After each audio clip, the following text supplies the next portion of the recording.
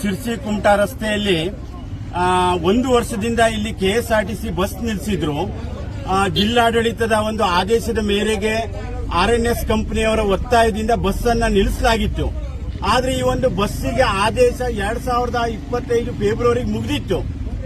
ಆದ್ರೆ ಇಲ್ಲಿ ತನಕ ಬಸ್ ಅನ್ನು ಬಿಡದೇ ಇರೋದ್ರಿಂದ ನಾವು ಡಿಸೆಂಬರ್ 9ರಂದು ಸ್ಥಳೀಯರು ಹಾಗೂ ವಿಶ್ವ ಮಾನವ ಹಕ್ಕು ಸದಸ್ಯರು ಹಾಗೂ ಸ್ಥಳೀಯ ನಮ್ಮ ಎಲ್ಲ ಮುಖಂಡರುಗಳು ಹಾಗೂ ಕರಾವಳಿ ಕನ್ನಡ ಸಂಘ ಎಲ್ಲ ಸೇರಿ ದೊಡ್ಡ ಮಟ್ಟದ ಒಂದು ಪ್ರತಿಭಟನೆಯನ್ನ ಇಲ್ಲಿ ಒಂದು ಕತ್ಗಾಲ್ನಲ್ಲಿ ಹಮ್ಮಿಕೊಂಡಿದ್ರು.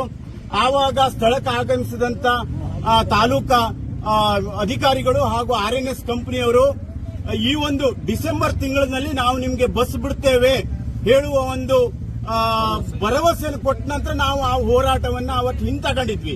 ಅದು ನಂತರ ದಿನಗಳಲ್ಲಿ ನಮ್ಮ ಉಸ್ತುವಾರಿ ಸಚಿವರಾದ ಮಂಕಾಳ್ ವೈದ್ಯರನ್ನ ನಾವು ಆನ್ಲೆಯ ಜಗದೀಶ್ವರಿ ದೇವಸ್ಥಾನದಲ್ಲೇ ಆವರಣದಲ್ಲಿ ಮಾನ್ಯ ಜಿಲ್ಲಾಧಿಕಾರಿಗಳ ಗಮನಕ್ಕೆ ತಂದಾಗ ಉಸ್ತುವಾರಿ ಸಚಿವರಾದಂತಹ ಮಂಕಾಳ್ ವೈದ್ಯರು ಜಿಲ್ಲಾಧಿಕಾರಿಗಳಿಗೆ ಹೇಳ್ತಾರೆ, ಬಸ್ ಬಿಡ್ಲಿಕ್ಕೆ ಆದೇಶ ಎಲ್ಲಿ ತನಕ ಇತ್ತು?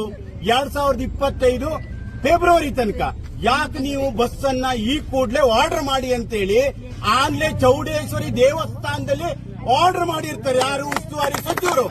ಆದ್ರೆ ಇವತ್ತು ಈ ಕ್ಷೇತ್ರದ ಶಾಸಕರಾದ ಮಾನ್ಯ ದಿನಕರ್ ಶೆಟ್ಟಿ ಅವರು ಒಂದಿನೂ ಇಲ್ಲಿ ಬಿಸ್ಲಿಗೆ ಬರಲಿಲ್ಲ, ಹೋರಾಟ ಮಾಡಲಿಲ್ಲ.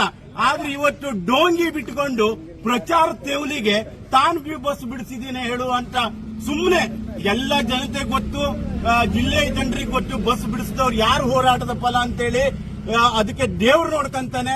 ಅವರು ಏನಾದ್ರೂ ಸಾಕಷ್ಟು ಅಭಿವೃದ್ಧಿ ಮಾಡೋದಿದೆ, ತುಂಬಾ ವಿಚಾರಗಳಿದೆ, ಅದ್ರಲ್ಲೂ ಮಾಡ್ಲಿ. ಯಾರೋ ಮಾಡೋದನ್ನ ತಾವು ಮಾಡಿದ್ದೀನಿ ಅನ್ನೋದನ್ನ ಈ ಕೂಡಲೇ ಅವ್ರು ನಿಲ್ಲಿಸಬೇಕು. ಇಲ್ಲ ಅಂತಂದ್ರೆ ಅವ್ರು ಮುಂದಿನ ದಿನಗಳಲ್ಲಿ ಅಭಿವೃದ್ಧಿ ತಾಕತ್ತಿದ್ರೆ ಮಾಡಿ, ಇಲ್ಲ ಆಗುದಿಲ್ಲ ಅಂತ ಹೇಳಿ ನಾವು ಅವ್ರು ಕೇಳಬೇಕಾಗ್ತದೆ.